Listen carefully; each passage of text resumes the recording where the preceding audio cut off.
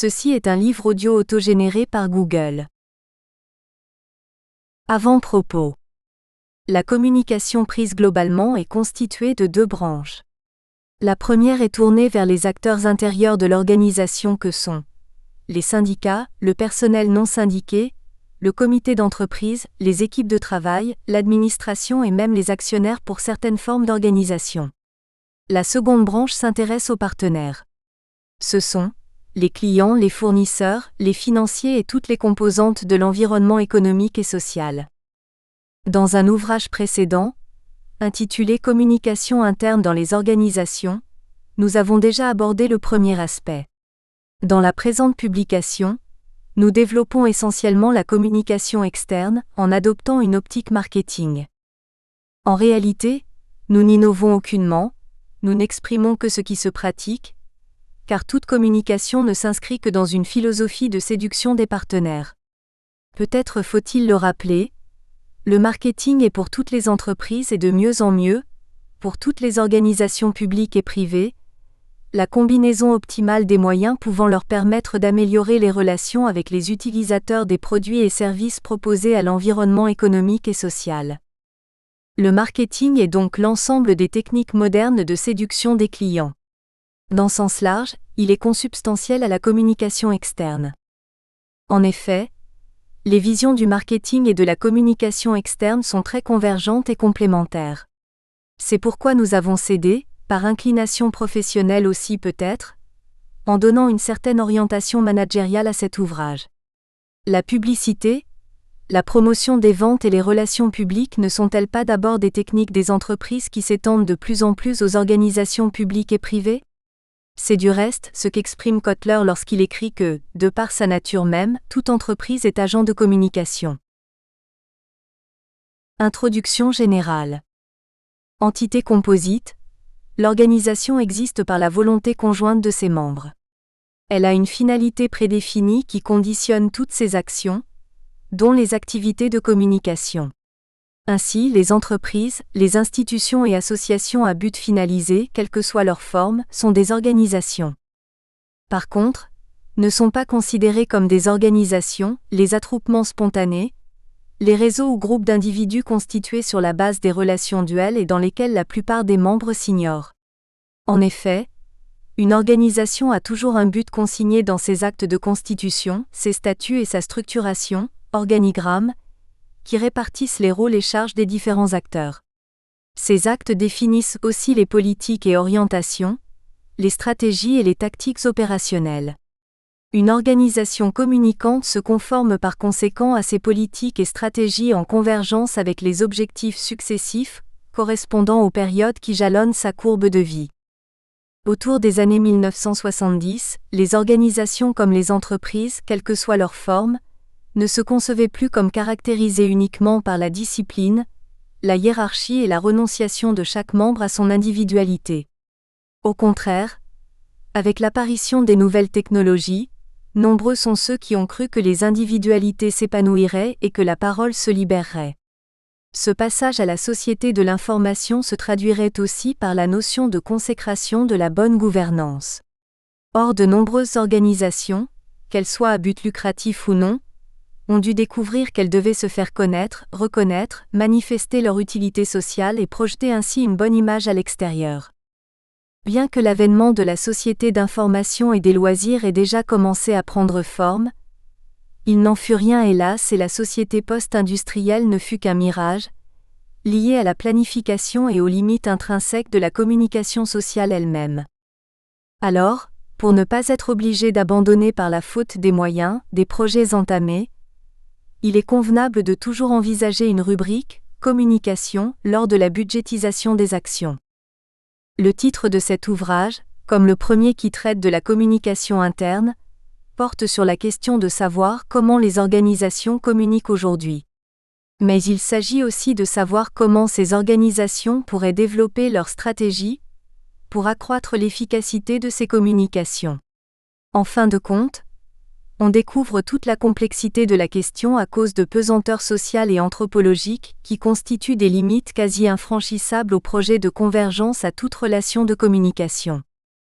Si en effet, Communiquer, c'est dérouler des processus relationnels entre un centre d'émission des informations et un centre de réception, donc mettre en rapport deux ou plusieurs acteurs par le biais d'un message, dans le but de se comprendre. Pour une organisation, le concept appelle quelques clarifications préalables. Qu'est-ce qu'une organisation et dans quel but particulier peut-elle vouloir communiquer? Toutes ces communications visent-elles également la convergence des acteurs? Quel paradigme et perspective s'ouvre-t-il à ce champ de la connaissance? Cet ouvrage présente certains outils, méthodes de mise en œuvre, des acteurs ainsi que l'évaluation d'un plan de communication externe. Il offre aussi des réponses aux interrogations ci-dessus. Il développe le sujet autour des thèmes de communication externe qui sont les outils et approches classiques de la communication extérieure, les outils transversaux de communication extérieure, les vecteurs particuliers de la communication publicitaire, le produit, la marque et l'image, l'informatique et les outils numériques interactifs, la mise en œuvre et l'évaluation des actions de communication extérieure, quelques approches stratégiques. La communication à contenu paradoxal, particularités africaines et spécificités de la communication politique universelle, perspectives et paradigmes. Première partie, les outils et approches classiques de la communication extérieure. La pratique des communicateurs et le développement des théories modernes des organisations confirment aujourd'hui l'existence d'un lien fort entre la communication et le marketing.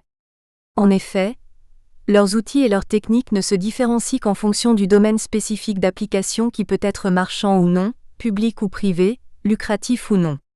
Mais leur similitude se renforce par contre de plus en plus. Il faut en outre se référer à un fait sociologique nouveau, lié au développement des équipements des familles et des particuliers. En effet, des outils appelés nouvelles technologies de la communication, NTIC, comprennent des appareils très diversifiés allant des ordinateurs à la télévision auxquels s'intègre la technicisation du process de communication. C'est pourquoi nous commençons l'introduction de cette partie relative aux outils de la communication extérieure, par une classification de P. Kotler dont nous retenons 3 catégories reparties en 10 modes, pour la communication publicitaire, en 9 modes pour la communication promotionnelle et en 8 modes pour la communication de relations publiques. Confère le tableau ci-après. Tableau numéro 1 inspiré de Kotler Opsite P 557. 1.1. La communication publicitaire. La communication publicitaire comprend l'ensemble des actions qui, tout en visant l'information des consommateurs, utilisent les techniques qui consistent à les tirer vers le produit ou le service PUL. Ces actions sont de plusieurs types et de plusieurs formes. 1.1. Définition, type et forme de communication publicitaire. Brochant et Landrevie définissent la publicité comme étant une communication de masse qui est partisane. Elle ne peut se confondre avec de l'information, cependant, elle n'est pas toujours à but lucratif. Elle est de plus en plus un outil utilisé par des institutions, pour des causes diverses, sociales, politiques ou spirituelles. La définition de la publicité a évolué et est marquée par 4 caractéristiques. 1. Un émetteur identifié. 2. Qui s'adresse à un public large. 3. De manière partisane. 4. À travers les masses médias. Comme nous pouvons le voir, dans cette définition, la publicité n'est pas exclusivement commerciale. La publicité institutionnelle ou corporate s'intéresse à l'image de l'organisation, sans spécialement vouloir vendre un produit. Ce type de publicité permet de comprendre l'apparition de l'utilisation de la publicité de crise. En temps de crise, l'institution ne cherche pas à vendre un produit, mais travaille sur l'image pour véhiculer un message. Par la publicité, l'émetteur informe et influence le récepteur en lui transmettant des messages explicitement commerciaux ou non, qui concernent une organisation, une entreprise, un produit ou une marque. C'est une communication à distance, peu différenciée et très impersonnelle. La publicité est surtout une communication payante, impersonnelle et unilatérale, qui s'effectue par l'intermédiaire de médias ou supports émanant d'une organisation commerciale ou non, en faveur d'un produit, d'une marque ou d'une firme identifiée dans le message. Elle s'opère surtout selon des formes et des techniques très diverses. 1.1.2. Les différentes formes et outils de la communication publicitaire. Les angles sous lesquels l'on peut aborder la communication publicitaire sont nombreux. Cependant, nous en présentons quelques-uns qui sont la persuasive, la suggestive, la mécaniste et les formes mixtes. 1.1.2.1 Les formes et types de publicité. Concernant les formes, on peut en retenir la publicité persuasive et informative, la publicité suggestive, la publicité mécaniste et la publicité projective et intégrative. A. La publicité persuasive et informative. Dans cette théorie, le consommateur est avant tout un être rationnel, dont l'acte d'achat dépend d'un jugement mûrement réfléchi. Il agit avec raison et calcul, pour satisfaire au mieux ses besoins. L'objectif de ce type de publicité sera de convaincre avec des arguments rationnels, informer, expliquer. L'objet essentiel de l'annonce sera la mise en évidence du besoin à satisfaire. Cette stratégie est maintenant critiquée. La décision d'achat n'est pas toujours issue d'un raisonnement rationnel. Aussi, avec la standardisation des produits et la concurrence, la simple information sur un produit rend difficile la différenciation. Enfin, l'individu a tendance à rejeter ce type d'annonce parce qu'il refuse l'influence de la publicité. B. La publicité suggestive. La publicité suggestive se fonde sur une approche psychologique de l'individu. En termes sémiologiques, on parlera d'une publicité de la connotation, qui suggère, qui ne fait pas appel à la raison, mais au sens. Ce type de publicité donne un grand pouvoir à l'image, puissance projective qui permet d'influencer l'inconscient.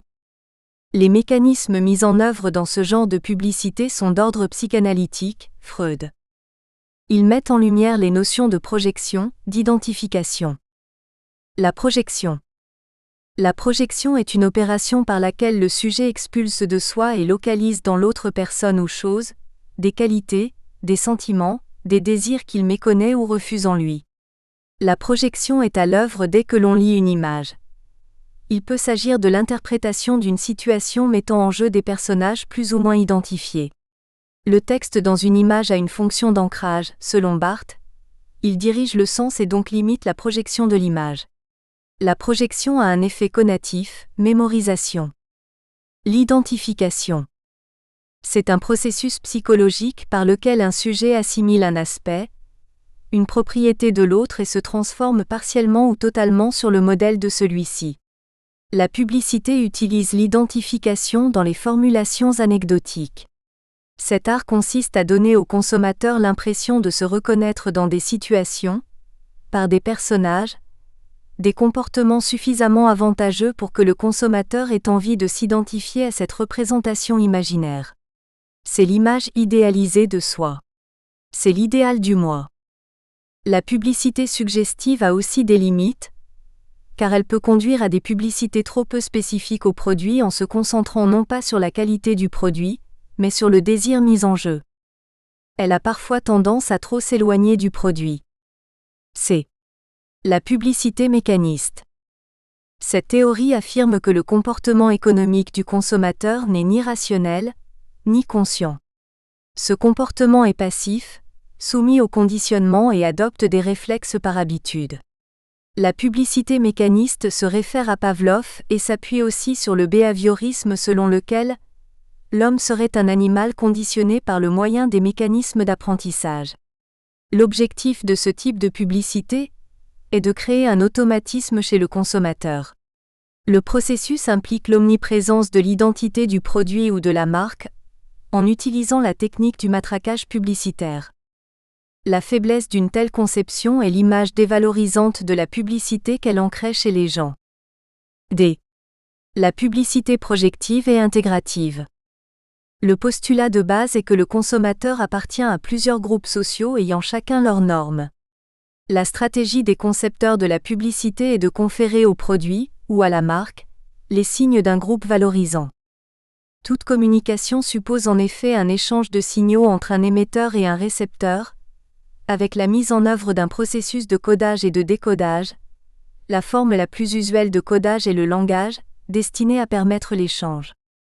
Dans la communication mixte, des moyens de politique de communication peuvent être disposés. Le mix fait appel à une combinaison que Kotler présente dans un tableau, et qui nous permet de distinguer entre les trois principales catégories d'outils de la communication extérieure ci-dessus. Tableau numéro 1. Les types de publicité. On distingue en outre deux types de publicité. La publicité de masse qui est un véritable monologue unidirectionnel activé par l'entreprise et la publicité directe par mailing, par médias directs, etc., qui, tout en s'adressant à un grand nombre de destinataires, tente d'établir avec chacun d'eux un dialogue interactif.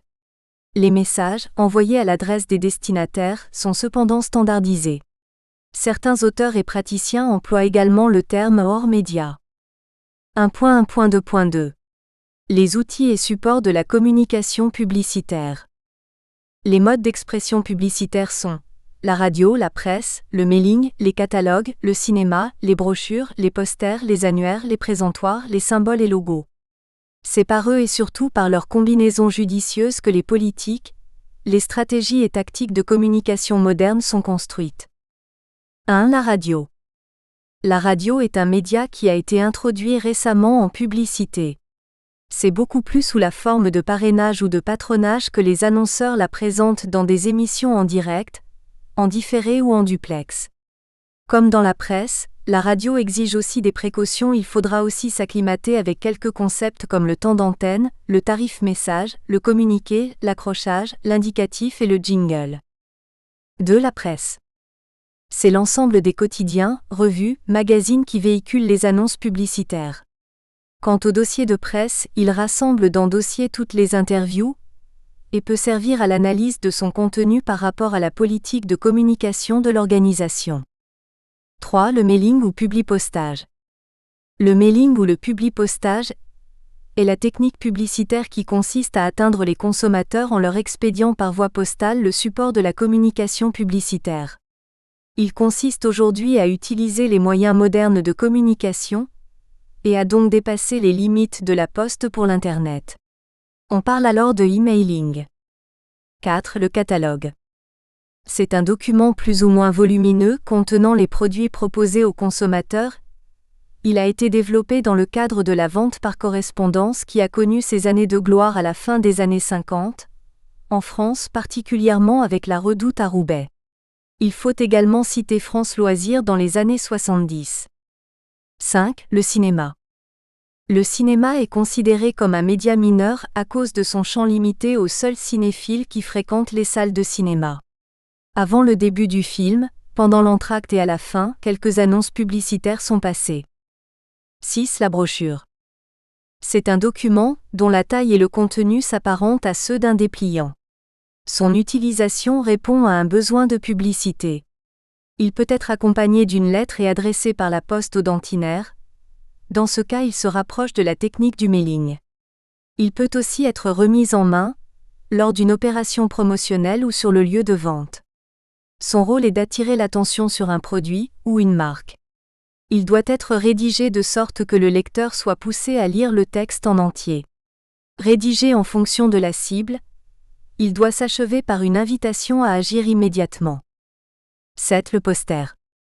Le poster peut se ranger dans la catégorie des affiches.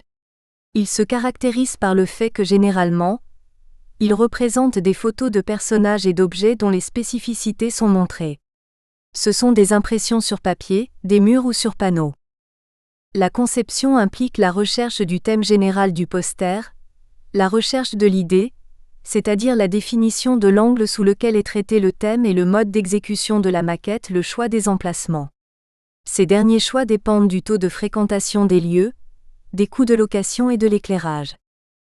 8. L'annuaire. C'est un répertoire des adresses et localisations et numéros téléphoniques, e-mail des partenaires. Il peut même comprendre la liste des différents clubs et associations constitués ainsi que les agents et représentants de la firme à l'intérieur du pays comme à l'extérieur. Les symboles et logos. On appelle logotype le nom de l'entreprise, organisation publique ou privée dessinée en lettres ou en symboles pour lui servir d'identité.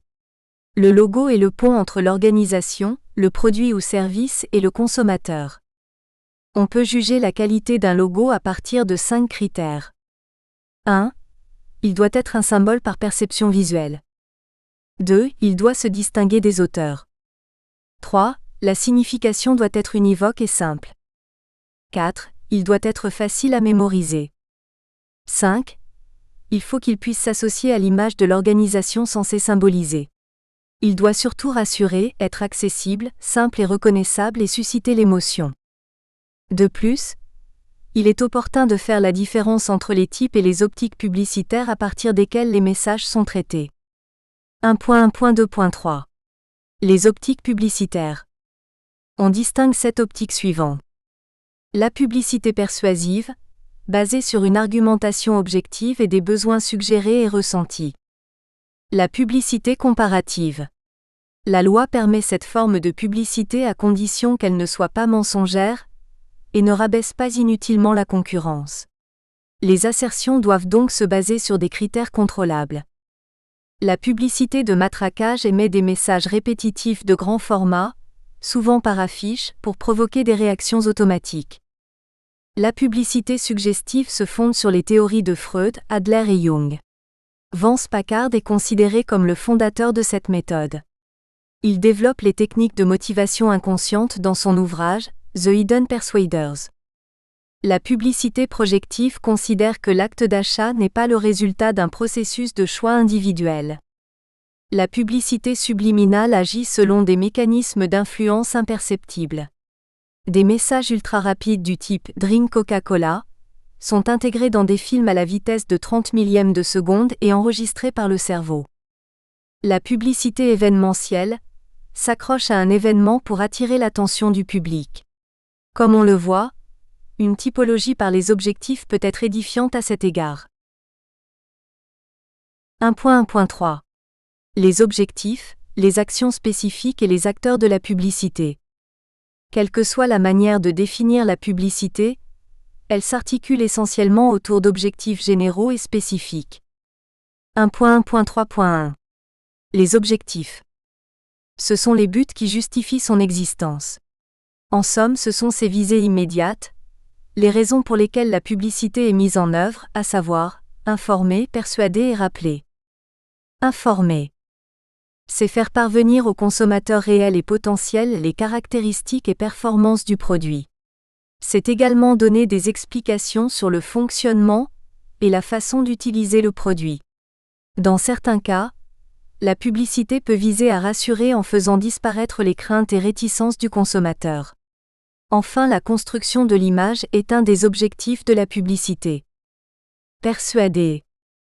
La publicité est dite persuasive si elle souligne une préférence pour un produit ou une marque, encourage la fidélité au produit ou à la marque et provoque l'achat immédiat en modifiant les attributs du produit ou au moins sa compréhension. Rappeler. C'est annoncer les prochaines occasions d'achat. Dans ce cas, elle entretient la notoriété et fournit, à titre de rappel, des informations sur les lieux d'acquisition du produit grâce à des actions spécifiques. 1.1.3.2. Les actions spécifiques de communication. Tous ces objectifs sont réalisés par des acteurs dont la configuration peut présager des techniques spécifiques. Dans son ouvrage intitulé « La dynamique commerciale appliquée aux produits industriels », Cohen distingue 4 types d'actions applicables à la communication que l'on trouvera sous les formes combinées suivantes, soit d'information de lancement, soit d'actions de développement ou d'animation. Les actions d'information sont au nombre d'une dizaine. Ce sont les réunions d'information, les voyages d'études, les visites d'usines, les centres d'information, la publicité directe, les équipes de promoteurs, les documentations, les démonstrations, les foires et expositions, la PLV, les conditionnements. Les réunions d'information rassemblent un public nombreux pour leur donner des informations concernant des produits industriels. Il peut également s'agir de rassembler les représentants en vue d'une formation, ou de réunir un réseau ou des prescripteurs ou même des installateurs. Les voyages d'études. Ils sont organisés au bénéfice des clients afin de leur faire découvrir les réalisations de l'entreprise à l'étranger, ainsi que ses performances par rapport à la concurrence. Les visites d'usines. Ce sont des visites d'usines ayant pour but de montrer les capacités de l'entreprise en matière de capacité de satisfaction de la demande aussi bien en qualité qu'en quantité. Les centres d'information. La création d'un centre ouvert en permanence permet de renseigner de manière continue les clients de même que les prospects. La publicité directe. Elle renferme l'ensemble des hors-médias, particulièrement le porte-à-porte, l'utilisation de la poste pour expédition d'informations. Les équipes de promoteurs. Elles comprennent des représentants chargés de vendre et d'assurer en même temps l'information sur les produits et les marques développées. Les documentations. Ce sont toutes les productions de supports électroniques auxquels s'ajoutent les supports papier comme les dépliantes, les brochures et les catalogues. Les démonstrations. Dans le cas des produits industriels, la démonstration consiste à informer les potentiels utilisateurs sur les modalités d'utilisation des équipements. Les foires, les expositions et les salons. Ce sont des manifestations professionnelles périodiques. Elles sont organisées par les acteurs d'un secteur d'activité, une profession ou par les pouvoirs publics afin de donner l'occasion aux fabricants ou aux distributeurs de présenter et de parler de leurs nouveaux modèles. Pour les produits industriels, c'est l'occasion pour les exposants de faire des démonstrations. De cette manière, le fonctionnement des produits est montré, favorise les réactions immédiates et met en vedette le matériel. 1.1.3.3. Les acteurs de la publicité. 3 catégories d'acteurs peuvent être retenus dans le processus publicitaire: les annonceurs, les médias et les agences. Les annonceurs. Ce sont les producteurs de biens et services, usiniers ou prestataires de services qui organisent eux-mêmes ou sollicitent des agences spécialisées dans l'organisation de leurs campagnes de publicité.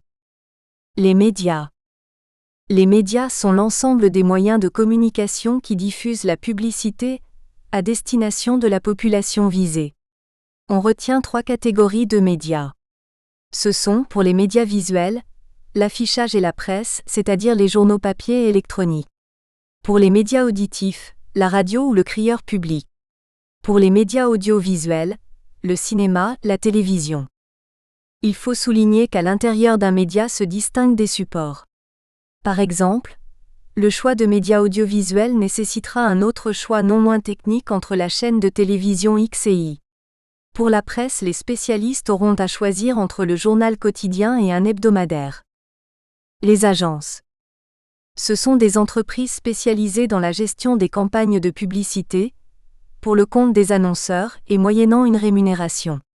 Elles procèdent aux études de marché, à l'étude des conditionnements, à l'étude d'achat d'espace dans support et à la mise au point ainsi qu'à l'exécution des campagnes publicitaires ou promotionnelles. Ce sont les agences qui déterminent les objectifs publicitaires, les axes et les thèmes, formalisent et fondent le choix des cibles de même qu'ils arrêtent le plan média. 1.2. La promotion, un aspect de la communication extérieure. La promotion a pour objectif de pousser le produit vers le consommateur au moment même de l'acte d'achat. C'est la stratégie du push, pousser. Quant à la publicité, elle a pour objectif d'attirer le consommateur vers le produit, stratégie pull tirer. 1.2.1. Les types, les cibles et les techniques classiques de la promotion. 2. Existent plusieurs types, cibles et techniques de promotion. Nous en présentons quelques-uns dans les lignes qui suivent. 1.2.1.1. La promotion des ventes. La promotion des ventes est définie comme l'ensemble des actions qui visent à influencer les comportements des clients potentiels par le biais d'une incitation matérielle immédiate, ex, une réduction de prix, un cadeau, afin de déclencher un achat. C'est une action sur le réseau de distribution dans les points de vente afin d'accroître les ventes. Les entreprises font des promotions pour 1. Attirer de nouveaux acheteurs. 2. Réduire les coûts de stockage des distributeurs. 3. Offrir un prix adapté à la demande des consommateurs occasionnels. Les promotions sont faites également pour tenir compte de ce que font les concurrents et lorsque les consommateurs ne sont pas fidèles, car les recherches montrent par exemple que les promotions des grandes marques attirent les acheteurs des petites marques et que les petites marques ont intérêt à offrir des promotions plus fréquemment que les grandes marques.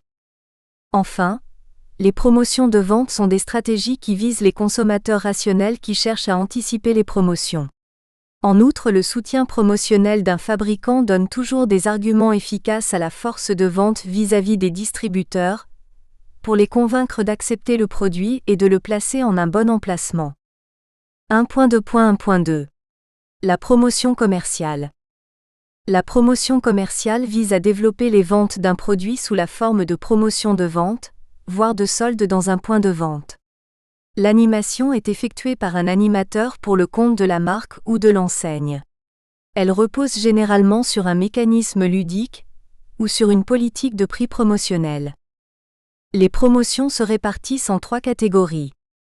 1. Promotion sur les prix, offres spéciales, couponnage, vente à prix coûtant, vente par lot et les soldes. 2. Promotion par objet, prime directe, échantillon, prime différée. 3. Promotion par les jeux, loterie, concours.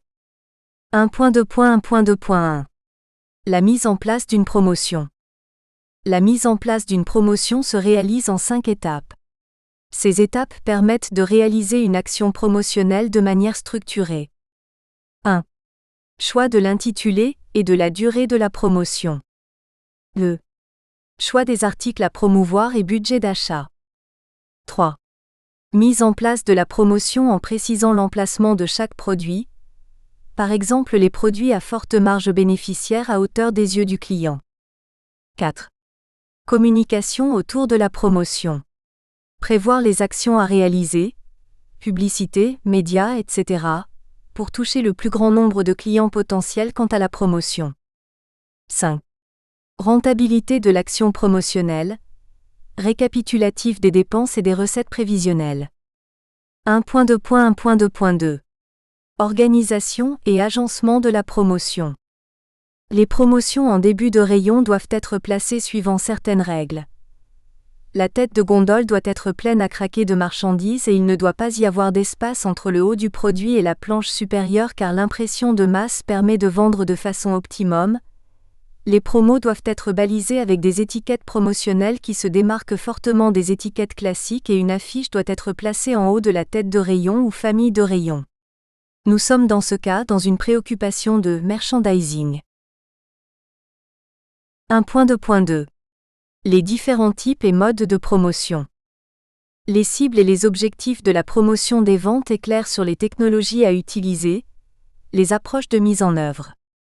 Il est indispensable de distinguer la promotion réseau ou distribution, dirigée vers les forces de vente et les distributeurs, et la promotion consommateur, destinée à conquérir de nouveaux consommateurs, à faire acheter de plus grandes quantités aux clients actuels.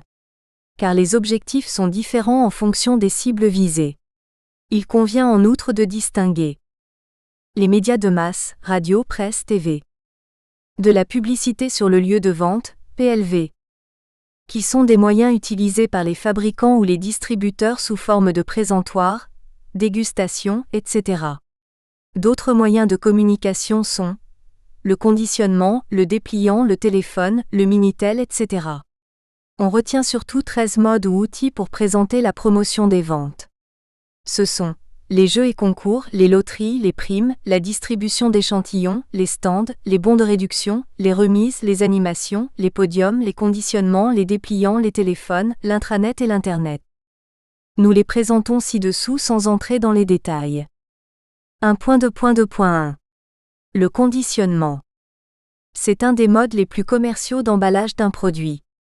Il vise non seulement de mieux présenter le produit, mais de le rendre attrayant en point de lui apporter une valeur additionnelle.